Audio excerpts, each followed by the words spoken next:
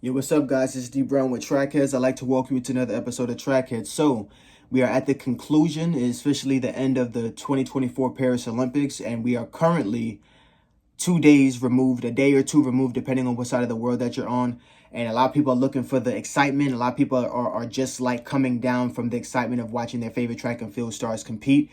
I decided to make a top 6 list of my favorite track and field performances on the distance side. So I already did the sprints. The sprints, if you haven't seen them, check it out. This is officially for the distance side because I'm not just a sprinter. I'm not just a person that's been interested in the 1, 2, 4, 100-meter hurdles, 110-meter hurdles. I've been interested in distance as well. 800, 1500, 3K, steeplechase, 5K, 10K, marathon. Everyone deserves some love. So these are my, and I think this year in particular, this is when it's been like the most exciting.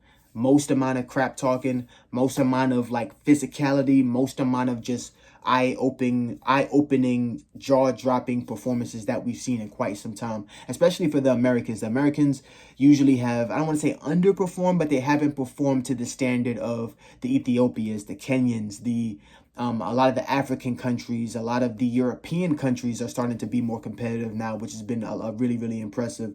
So I'm excited to get into it. So my first top performance for distance would have to be, of course, Cole Hocker, Mr. Cole Hocker, the American, originally from the University of Oregon, right?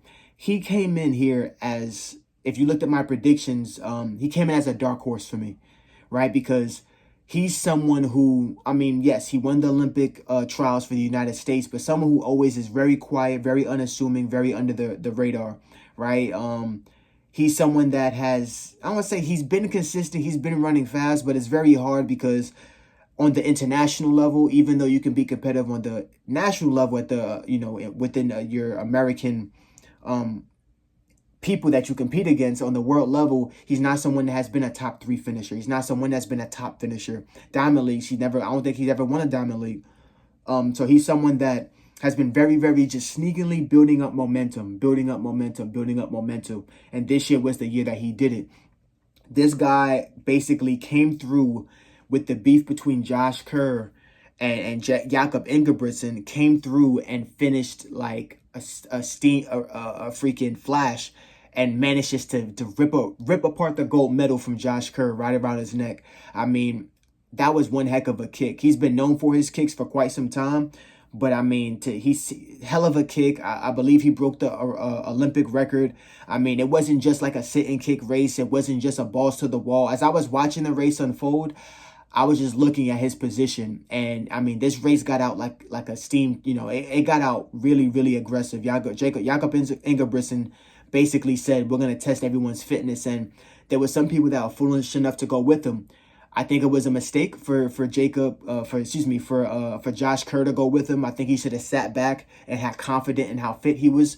But I think Jakob would have not focused on his plan if Josh wasn't there. If he was looking back and Josh was all the way in the back, I think he would have knew, let me slow this thing down. I think his main purpose was to get Josh out the race. It was basically two bulls headbutting each other, and that little small bull that no one's thinking about hit that gas and pass right by him. So definitely a quality performance by Cole Hocker. My second performance for the distance side would have to be Mr. Ingebrigtsen. He won the 5K after that disappointing 4th place finish in the 1500-meter dash. 1500 meters, not the dash, 1500 meters. He came in with so much speed. He came in with some, pretty quality times. But it wasn't just his 5K performance and him winning that was the most impressive to me. It was the fact that he finished in his last 600 in 1 minute and 19 seconds. Now, I'm not sure if you know how fast that is, but that is moving. That means you have to assume if there's 30 seconds left more in the race, that's a 149. You have to assume that if you could finish in 28 seconds is 147. Like, you could really go down from there. The fact that he was able to kick with 600 meters to go shows you how dangerous he was. And shows you how dangerous he is. And I think he's going to have a one heck of a second half to the year when it comes to the track and field season, because he's in tremendous shape. I think he recovered from his injury pretty well. Next person we have is Faith Kipyegon. She won in her 1500. She won 3 gold medals from 2016, 2021, or 2020 Tokyo Olympics, and then of course the 2024 Paris Olympics, which is something that no one has ever done ever, like ever. No one has ever done that. So the fact that a woman has done that really shows her dominance, and she didn't do it in like the traditional sit and kick fashion. She didn't do it being scared. She ran that race. They ran that race. That Ethiopian young lady, I don't remember her name, but she took it out really aggressive. I mean, 59 at the 400, 203, 202 at the 800, and Faith was just in the cut chilling and still had enough strength to finish. I mean, this is someone who broke the 5K world record earlier in the year to really show the kind of fitness that she's in. After dealing with, I think, some niggles, and I don't know if she was injured, but she had a very slow start to her season. To open up the 5K with a world record and then to come here being able to finish that 1500 is really, really impressive. So yeah, that was my number 3. Number 4 had to be Yavi. So Yavi is someone who was in the 3K, represents Bahrain, originally from, if I remember correctly, she's originally from Kenya. So just like the United States, Kenya has a system where you have to kind of score top 3 or be selected or whatever their process is. But basically it could be very hard to get out because there's so much talent that, sometimes at a young age you can develop, but after, if you always come in 4th, 5th, 6th, there's not really any development there. And I think she's someone that has always been in that kind of middle pack to almost getting selected or almost qualifying to represent their country, but not really. So she represents Bahrain. And you could tell, I remember watching her last year in Budapest, and she was someone who was always in that top 2, 3 positions. I mean, she did really well in Budapest, and for her to come back this year and was able to kick off that last steeplechase and win the race, I mean, she was so excited. She was dancing. She was having a ball.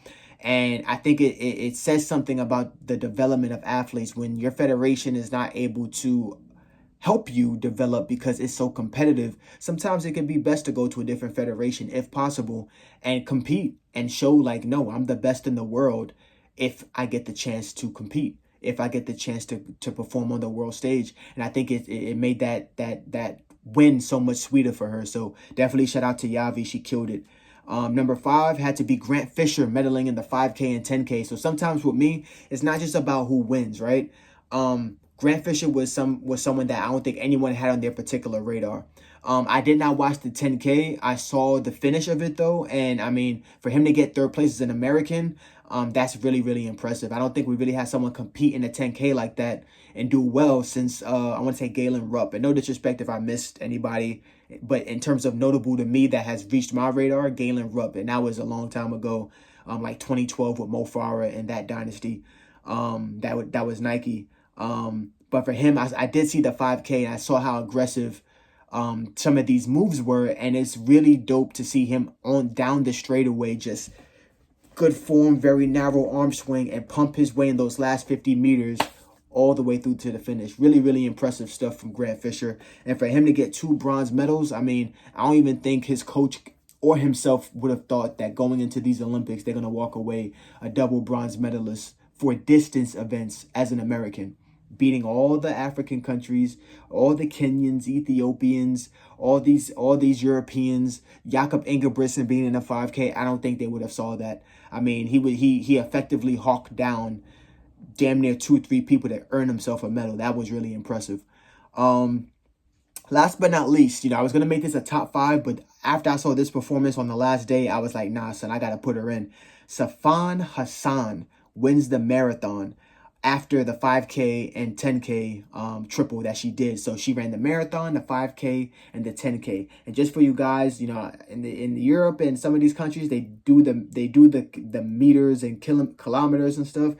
For the Americans, 5K is 3.1 miles, 10K 6.2 miles, marathon is 26.2 miles. She ran 3 of those in the span of damn near like 8 days or 10 days or something like that. 5K has a prelim and final. 10K, I believe, is just one race, I want to say. It's one race because it's long enough for it to be one race. So she ran 6.2, that's 12.4, 12.4 plus 26.2, that's 40.4 miles. That's ridiculous. So the fact that she was able to run 40 miles for a week at some of these paces that are just crazy. I mean, 14 and some change for a 5K. 10K, she's killing it. Marathon, 2 hours and 22 minutes. I'm not sure if you guys saw the video, but I mean, they were basically battling in that last, quarter mile, 400 of the marathon, going into railings, all this stuff like that. I mean, and for her to win the gold medal and kill it like that, my hat goes off to her. That's a great climax to an Olympic experience, and she's someone that's been really, really consistent in her running and is a fierce competitor. So that's my top 6 for the distance and mid-distance events for the Paris Olympic Games. It was really dope to see. If you have different ones, if you have different events that you saw that are distance that really showed up in your top 5, top 3, top 2, or top 1, drop them in the comments below. But besides that, guys, this is D Brown with Trackers. I want to thank you guys for watching. Peace.